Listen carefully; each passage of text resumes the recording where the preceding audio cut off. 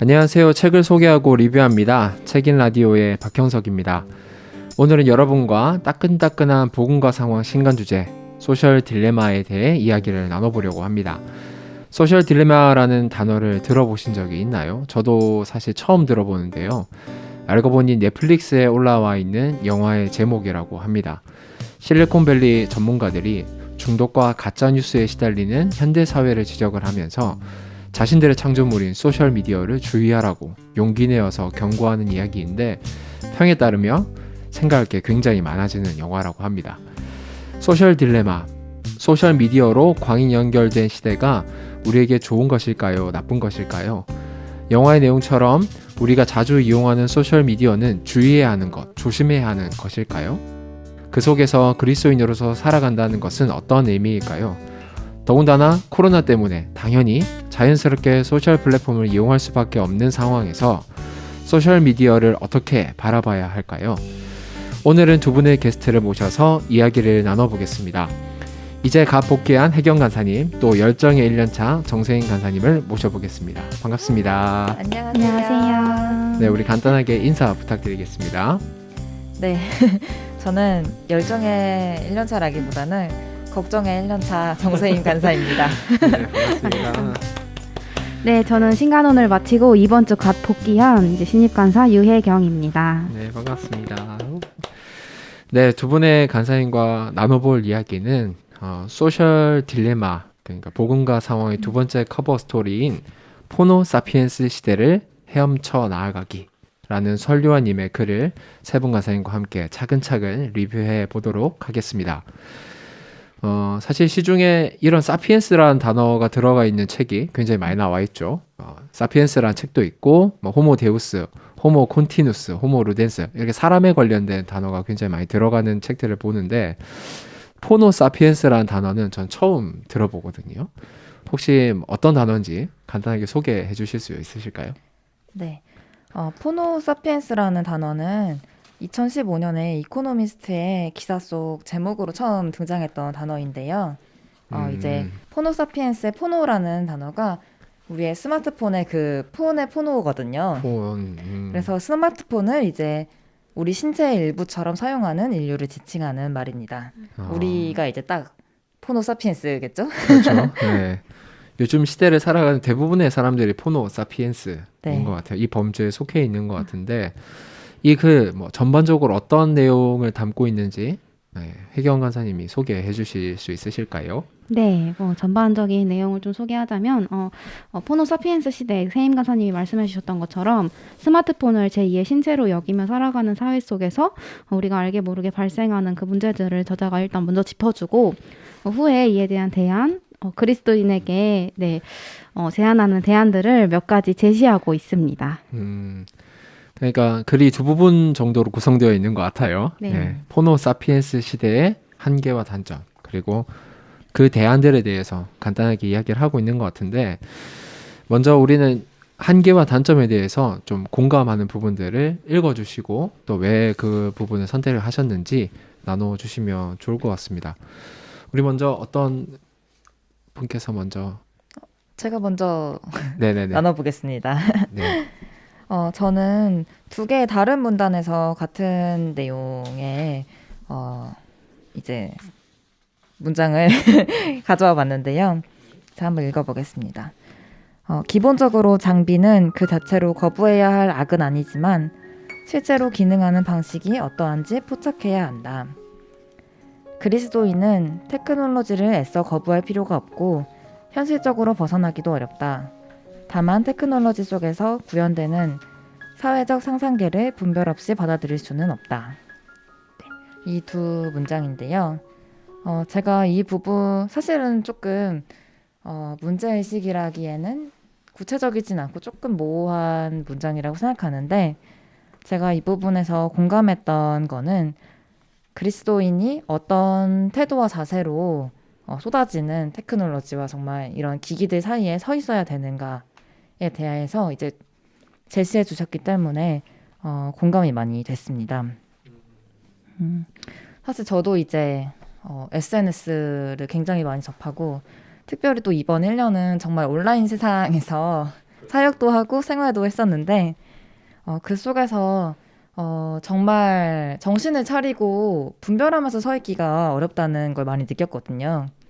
근데 이제 이 글을 읽으면서 특별히 이런 부분들에서 우리가 분별하고 또 돌아가는 상황들을 파악하고 또 우리가 어떻게 서 있어야 되는가를 고민하는 자세로 서 있어야 한다는 이야기가 저에게 좀 울림으로 다가왔습니다. 네, 이 저자도 우리가 속해 있는 세상 속에서 아주 자연스럽게 스마트폰, 소셜 미디어 이런 거에 되게 노출되어 있다고 하는데 어떤 알고리즘 내에서 우리가 살아가고 있는지, 어떤 알고리즘에 또 속고 있는지 이런 거에 대해서 명확하게 알아야 된다. 그런 이야기를 되게 많이 했던 것 같아요.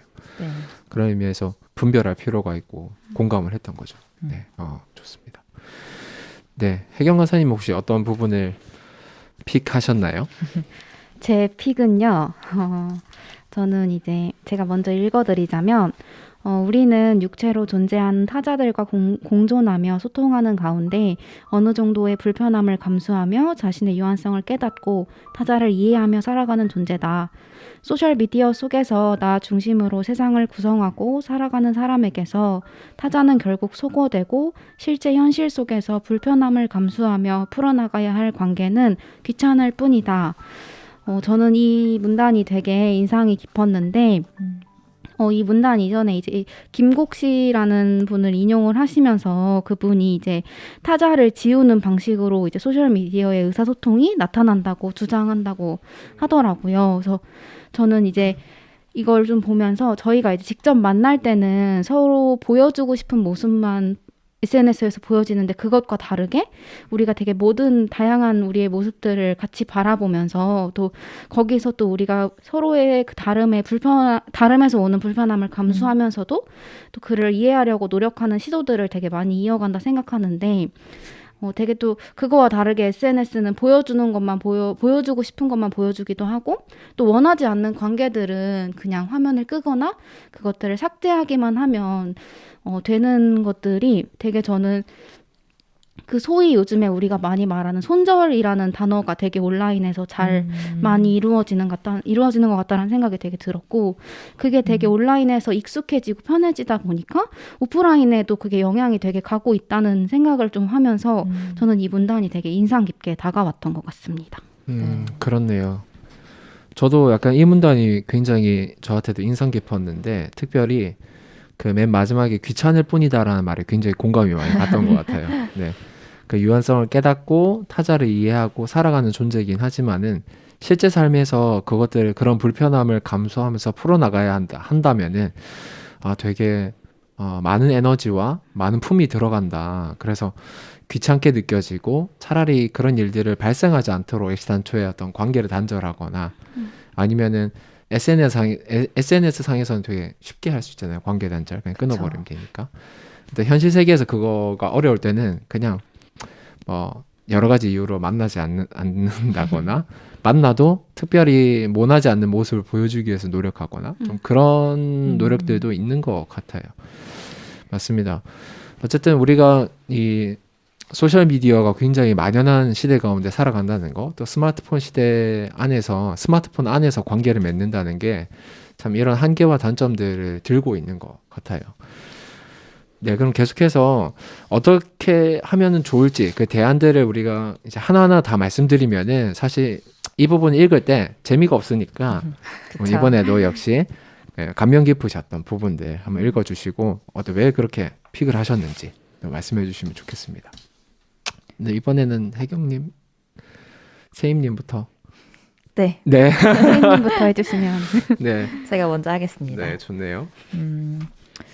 문제는 지나친 외로움이 아니라 너무 사교적인 나머지 희박해진 고독이다. 늘 누군가와 얽히며 살아가는 우리에겐 때론 타자의 시선에서 자유로워지는 고독의 시간이 필요하다. 이 문장이 사실 이제 사교를 위한 고독이라는 파트에 나오는 문장인데요.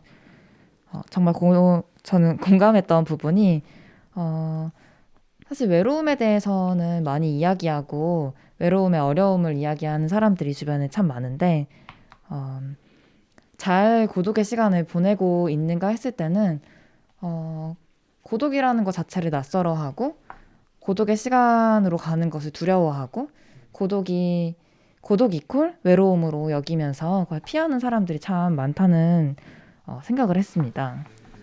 사실은 이제 이 저자가 얘기하는 것처럼 고독의 시간을 가지고 다른 사람들의 영향이나 또는 미디어의 영향에서 잠시 거리를 가진 후에 내가 또 판단해보고 또는 우린 그리스도인이니까 하나님과의 관계 안에서 나의 생각들, 선택들을 고민해보는 시간을 가진 후에야 우리가 그 알고리즘의 영향이라고 하죠. 거기에 따라서 영향을 지나치게 받으면서 살아가는 삶에서 조금은 균형을 잡을 수 있다는 그 주장인데 저는 너무나 공감을 했습니다.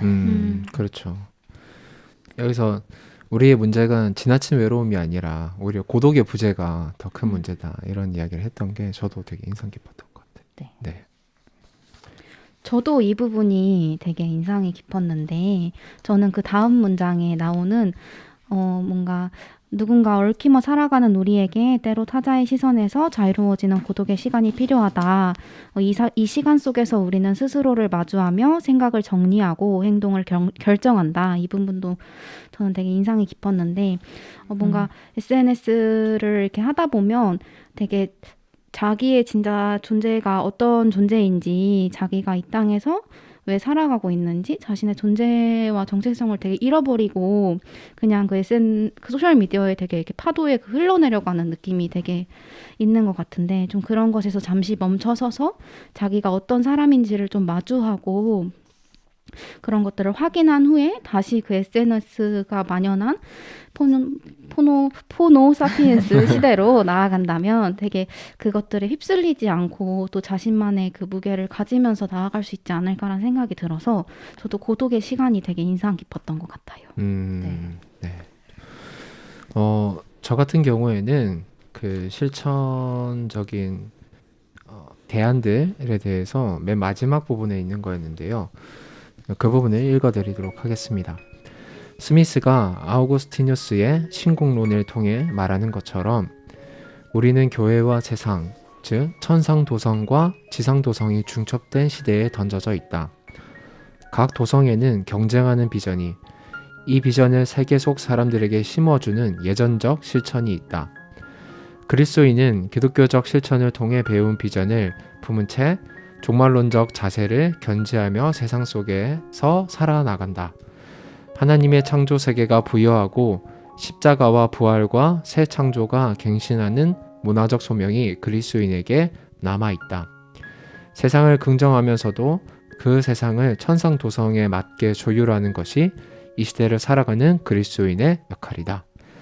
저는 이 부분을 되게 감명 깊게 읽었었는데 제가 저희 지방에서도 촛불 예전 이런 거 하고 그런 걸 했던 이유 중에 하나가 사실 제임스 스미스가 이야기하는 이런 아우구스티누스의 실천적, 예전적 실천을 되게 감명 깊게 들었기 때문이거든요. 그러니까 뭔가 우리가 단순히 앉아서 그냥 교회에서 수동적으로 듣는 예배가 아니라 우리의 몸으로 참여하고 생각하는 시간이 아마 우리에게 큰 유익을 줄 것 같다. 그런 시간들이 우리에게 더 유익한 시간일 것 같다. 그런 생각 때문에 이 문장을 이제 선택을 했던 것 같습니다.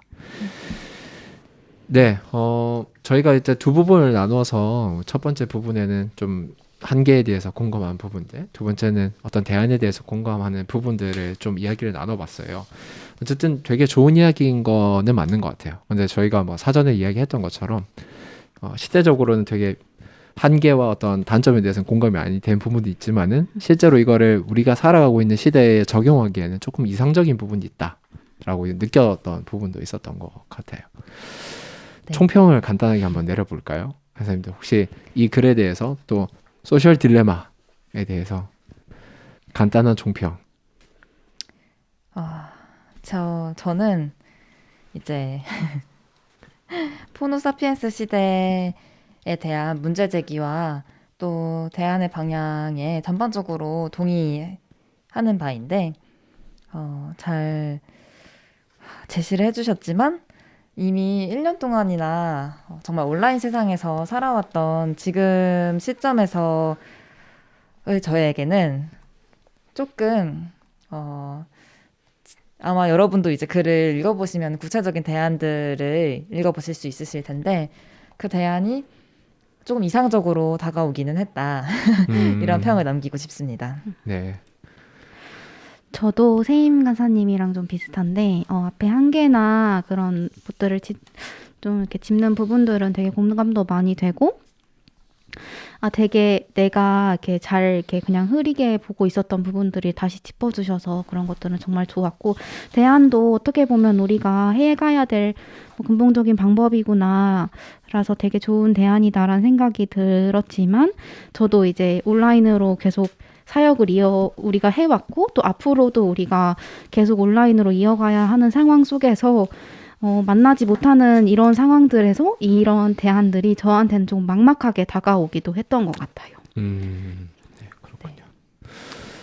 저 같은 경우에도 비슷한 마음이긴 한데 오히려 하지 않는 방법, 그냥 소셜 미디어를 접하지 않는 방법으로 대안을 제시하는 거 말고 오히려 소셜 미디어 안에서 우리가 어떤 대안적 실천을 찾을 수 있지 않을까에 대한 고민을 좀 하는 것 같아요. 그러니까 SNS나 소셜 미디어를 보지 않는 것보다 그 볼 수 있는 환경 속에서 어떻게 기독교가 침투해서 어떻게 보면은 새로운 가능성들을 보여주고 또 더 나아가서는 조금 덜 할 수 있도록 자발적으로 덜 할 수 있는 방법을 제안하고 뭐 제시해 줄 수 있는 뭔가 있지 않을까, 좀 그런 대안들이 있으면 좋겠다, 좀 그런 생각들을 해봤던 것 같고, 사실 이 글 뭐 아시는 것처럼 이 짧은 글에 그런 대안도 적고 이야기를 하기까지는 당연히 어려워서 당연히 좋은 글이고 감사한 글이지만은 또 우리가 캠퍼스 현장 속에서 어떻게 해가야 될까는 또 실천하는 사람들, 또 독자들의 몫이 아닐까, 또 이런 생각을 하는 것 같습니다.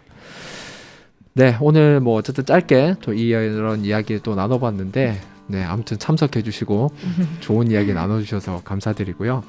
다음에 또 좋은 기회로 다시 만나서 이야기 나눌 시간이 있으면 좋겠습니다. 네, 오늘은 여기까지 준비를 했고요. 앞으로 책임 라디오 어떻게 될지 모르겠습니다. 하루하루가 이제 달라지기 때문에 종종 여러분들에게 책도 추천하고 글도 추천해서 좀 읽을 거리들, 또 볼거리들을 좀 제공하는 그런 시간이 되면 좋겠다, 이런 바람이 있습니다. 네, 오늘 고생 많으셨고요. 여러분들도 즐거운 밤 보내시고 또 이것도 복음과 상황도 한번 꼭 읽어보시고 또 함께 이야기 나누는 시간들이 마련되면 좋겠습니다. 코로나 2단계로 좀 전체적으로 얼어 있는데 여러분들도 건강 꼭 조심하시고 특별히 다른 데 나가지 마시고 몸살이시면서 건강하게 지내시다가 다시 만나면 좋겠습니다. 네, 다들 고생 많으셨고요. 또 다음에 또 뵙겠습니다. 안녕히 계세요. 감사합니다. 안녕히 계세요. 감사합니다.